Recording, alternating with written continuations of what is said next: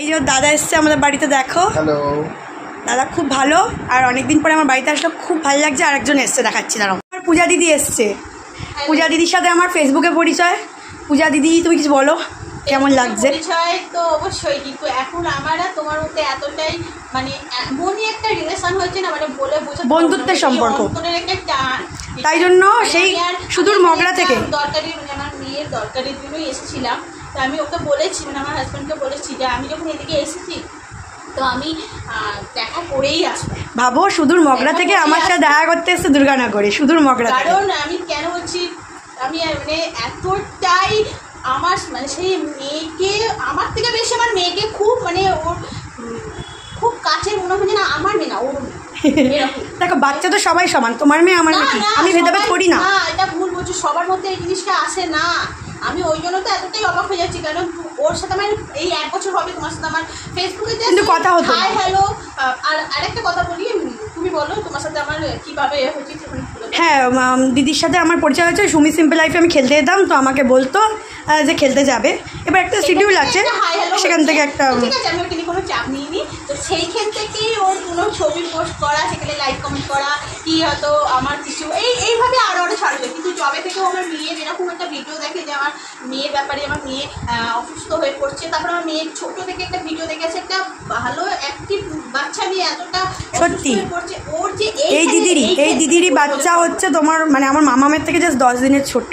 তো অসুস্থ, মানে কিভাবে একটা সুস্থ বাচ্চা অসুস্থ, মানে কমেন্ট আলাদা করে আমাকে মেসেঞ্জারে মেসেজ করে, মানে সবার ফার্স্ট যদি এইখানে লেগে থাকে সেটা রিয়াদি লেগেছে, যেখানে আমাকে জিজ্ঞাসা করেছে সবার ফার্স্ট মেসেজ রিয়াদি গেছে, যেটা আমার খুব ভালো লেগেছে। Thank you so much. আমি সবাইকেই করি, জানো তো।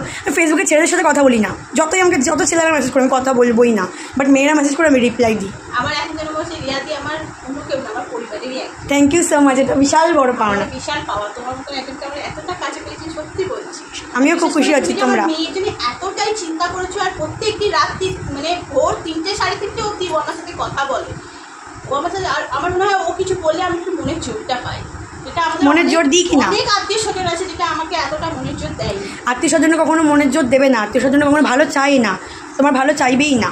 খুব কম সেগুলো হয় যে তোমার ভালো চায়, ওপর ওপর দেখাবে ভালো চায়, কিন্তু ভিতর ভিতর হিংসা করে, জানো কি? এটাই নিয়ম, সেটা সবার ক্ষেত্রে, প্রত্যেকের ক্ষেত্রে। তো চলো, এসছে আর কি করছে দেখতে থাকো।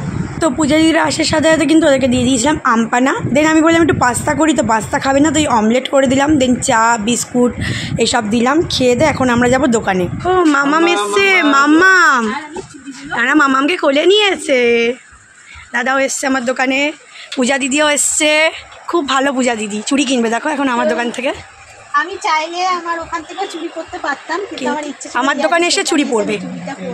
তো দেখো কত সুন্দর ও ভিডিও করে দেখাচ্ছে, দেখো একদম একদম। মামাম এসছে, মামাম আজকে বসেছে। মামাম তোমাকে বসে থাকতেই হবে, তোমাকে পারতেই হবে মামাম, তুমি পারবে। মামাম দেখাও, হাই করো, হাই করো। খুশি হয়েছে তো গিফট পেয়ে? তোমাকে এটা গিফট করেছে পূজা দিদি, আর হচ্ছে মামামকে আমি একটা খুব সুন্দর টেডি বিয়ার গিফট করেছি, এটা গাড়ির মধ্যে রয়েছে। তো দুজনেই খুশি হয়েছে। ওইটা কিন্তু ওয়াশেবেল, ওয়াশ করা যাবে। একটা মাম্মাম আর একটা মাম্মাম, দুটো মাম্মাম একই বয়সী, 10 দিনের ছোটো বড়ো, খেলছে ওরা। কি করছে দেখো, মেকআপ বক্স দেখো কত কিছু রয়েছে, আয়না রয়েছে, আইশ্যাডো প্যালেট, চিরুনি থেকে কানের দুল থেকে শুরু করে কি নেই, আংটি থেকে শুরু করে সব কিছু নিয়ে খেলছে মাম্মাম। আর একজন দেখো সাজছে, দেখো সাজুনি বুড়ি আমাদের, এই তো দেখো সাজতে ব্যস্ত। তো তোমাদেরকে একটাই কথা বলবো, এই বাচ্চাটাকে যতটা বড় হেল্প করার চেষ্টা করো, মানে বাচ্চাটার ভিডিও শেয়ার করে। আর পুজো দিয়ে আসার সময় মিষ্টি, মামার জন্য ক্যাডবেরিজ নিয়ে এসেছিলো, তো আবার আমার দোকান থেকে চুড়িটা কিনেছে, ওটা পরে আবার ভিডিও শেয়ার করেছে, দেখো কত সুন্দর লাগছে। তো চলো টাটা বাই, ভালো থেকো তোমরা, সুস্থ থেকো, লাভ ইউ।